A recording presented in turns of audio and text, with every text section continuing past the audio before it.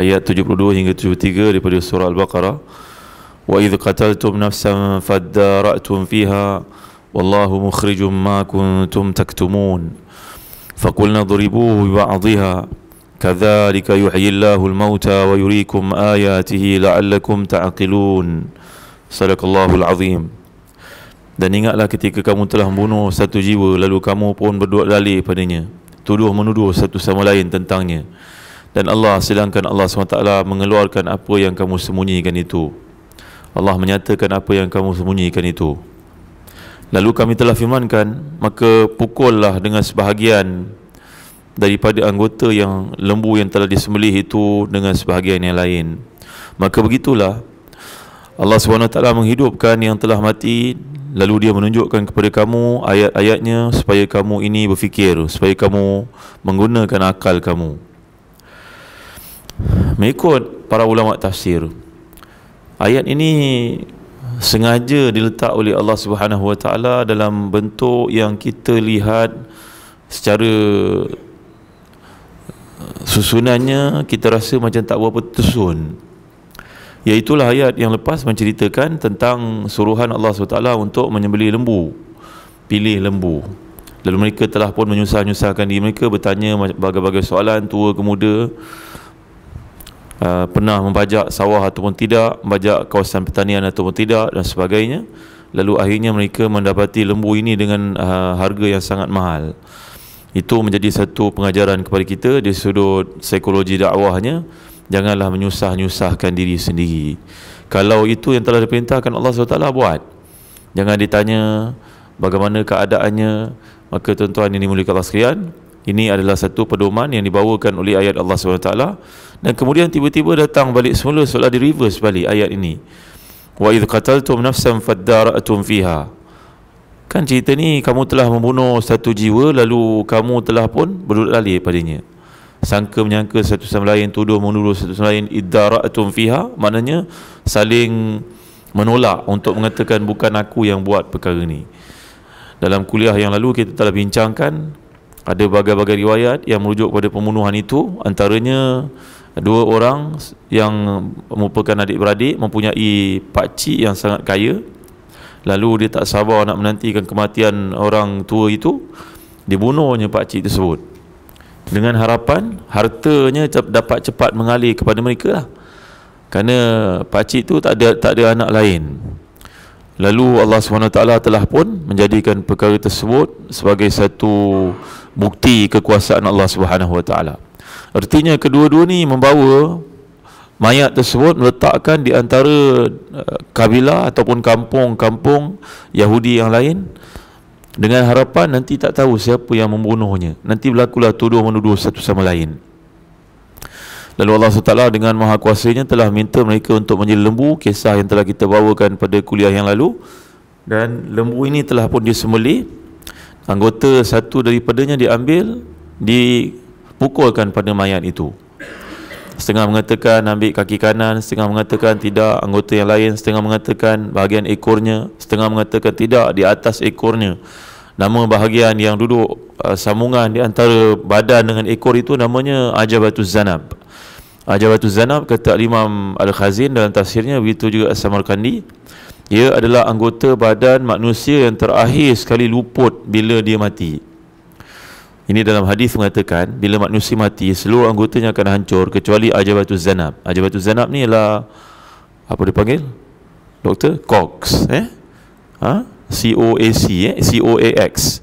Itu anggota yang duduk dekat ekor tu. Kalau orang lelaki ataupun perempuan, dia ada satu anggota kat belakang kita, dekat tulang belakang yang terakhir sekali. Bukan. Jadi inilah anggota yang terakhir sekali yang akan tinggal bila berlaku kebangkitan akhirat nanti. Allah SWT akan turunkan hujan menyirami kubur manusia keseluruhannya. Daripada situ dia akan membentuk manusia balik semula. Ini dalam hadis mengatakan.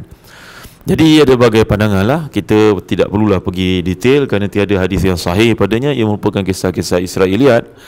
yang digunakan untuk memukul jasad tersebut, dan jasad itu yang telah mati tadi, yang minta dihukum dengan segera oleh dua orang anak saudaranya, tiba-tiba bila jenazah itu bangkit, lantas mengatakan, ni dua orang yang bunuh aku.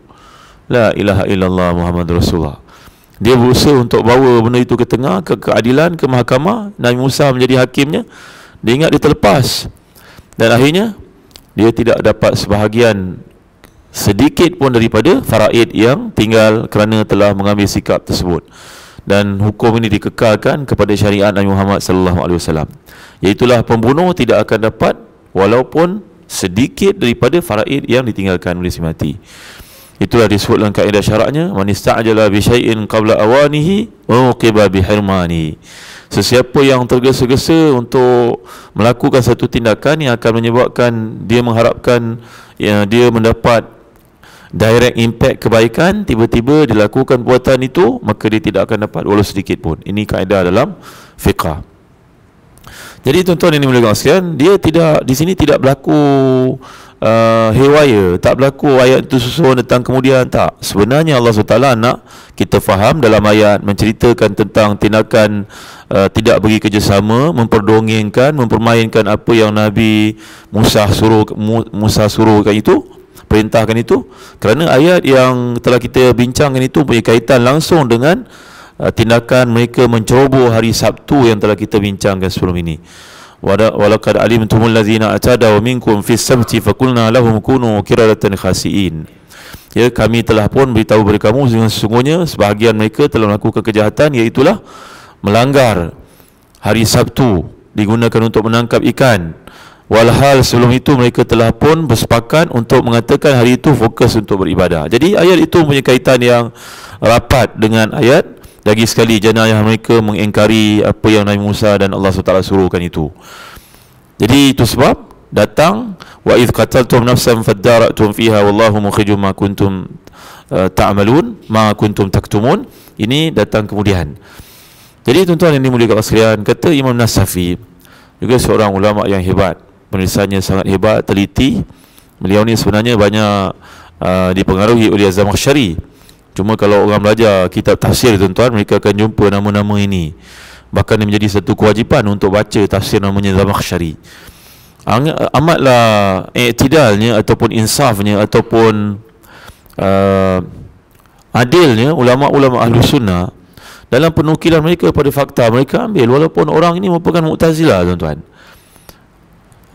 Ya, bila kita baca kitab tafsir, kita kena baca Zamakhsyari, walaupun Zamakhsyari seorang Mu'tazilah, dan Zamakhsyari dipanggil dengan nama Imam, walaupun beliau ni menyeleweng dari sudut akidahnya. Kerana dari sudut bahasa, kalau kita tak baca Zamakhsyari, kita tidak akan memahami banyak perkara berkaitan balaghah. Jadi ulama-ulama Ahlussunnah ni tuan-tuan, mereka yang paling teliti. Mereka ambil, tetapi yang salah tak tepi, tak boleh ambil. Ya, berlainan daripada Syiah. Syiah habis semua orang lain semua ditolaknya, dia je betul. Itu sebab kita, manhaj kita dalam Islam, kita boleh ambil daripada siapa pun, Zig Ziglar ke, David Schwartz ke, John C. Maxwell ke, Robert Kiyosaki ke, ambil lah, tak ada masalah, boleh ambil. Cina mana ke, Blue Ocean Strategy ke, ambil lah. Ambil as long as dia tidak menjejaskan akidah kita. Itulah penilaian yang diberikan oleh Ahlus Sunnah. Tapi tidak berlaku pada orang lain tuan-tuan. Golongan Syiah ke, golongan Ahbash ke, golongan-golongan yang menyeleweng ni tuan-tuan, dia tak ambil, dia tak pandang orang lain. Jadi kalau kita perhatikan di sini, kata Al-Imam An-Nasafi yang banyak dipengaruhi oleh Zamakhsyari, cuma Al-Imam An-Nasafi ni dia tunekan kefahaman Quran itu supaya selari dengan apa yang ada dalam Ahlus Sunnah. Al-Imam An-Nasafi mengatakan di sini menjadi pengajaran kepada kita, bila kita nak satu benda yang besar dalam hidup, kita mestilah bersedia untuk berkorban. Sebagaimana Allah telah menyarankan kepada Bani Israel untuk sembelih seekor lembu yang mana nilainya besar, supaya mereka dapat sampai kepada satu hakikat nak tahu siapakah pembunuh kepada lelaki ini. Maka kita dalam hidup pun, kalau kita nak satu kebaikan, kelebihan, kita kena rajin berkorban untuk agama Allah Subhanahu Wa Taala. Korban tu very subjektif lah. Kalau orang yang pendapatannya 10,000 lainlah daripada orang yang pendapatannya 1,000. Jadi yang penting mesti ada tanda sayang, tanda cinta, tanda usaha dalam apa yang kita nak. Nak sesuatu perkara, kita mesti beri kepada Allah yang terbaik. Ya, adalah satu benda yang mustahil. Kalau kita nak menangkap ikan paus, kita menggunakan ikan bilis pada jorannya. Kalau kita nak menangkap seekor ikan tenggiri, kita memakai umpannya seekor udang galah contohnya. Barulah kita akan dapat apa yang kita kehendakkan itu. Maka begitu juga dalam ibadah kepada Allah SWT. Kita nak Lailatul Qadar, kita kena qiyamul lail lah. Kita nak haji yang mabrur, kita kena usahakan pendapatan kita bersih lah. Begitu. Jadi ini yang dibawakan oleh Allah SWT menerusi kisah penyembelihan lembu seperti yang disebutkan di sini. Kenapa pula dipilih lembu? Satu lagi soalan kata Imam Nasafi. Kerana lembu adalah satu binatang yang pernah dijadikan oleh Yahudi sebelum itu sebagai sembahan. Jadi bila Allah pilih lembu, ia satu penghinaan untuk mereka. Lembu yang kau sembah sebenarnya tak ada nilai di sisi Allah. Allah sembelih, ambil satu anggotanya, pukul akan anggota tersebut, si mati, maka si mati akan bangkit untuk mengatakan ini orang bunuh aku. Lembu ni tidak punya apa kedudukan di sisi Allah. Mengapa kamu menyembahnya? Kerana ada setengah agama sampai ke hari ini masih menganggap sebagai Tuhan mereka, lembu ni sebagai Tuhan. Tak boleh disembelih, hendaklah dibiarkan hidup, tak layak untuk dipukul dan sebagainya. Maka tuan-tuan yang dimuliakan Allah sekalian, ini yang Allah Ta'ala supaya kita faham. Kata Imam Nasafi lagi, itu satu kebarangkalian. Kebarangkalian yang kedua ialah kerana susu. Kerana lembu ni dah satu binatang yang hebat. Kalau dalam masyarakat mana-mana pun dia hebat. Kalau nak kata unta, dia terlalu besar, mungkin tak semua mereka mampu untuk lakukan. Kalau kambing biasa sangat, so duduk yang tengah-tengah. Binatang yang hebat tapi pertengahan.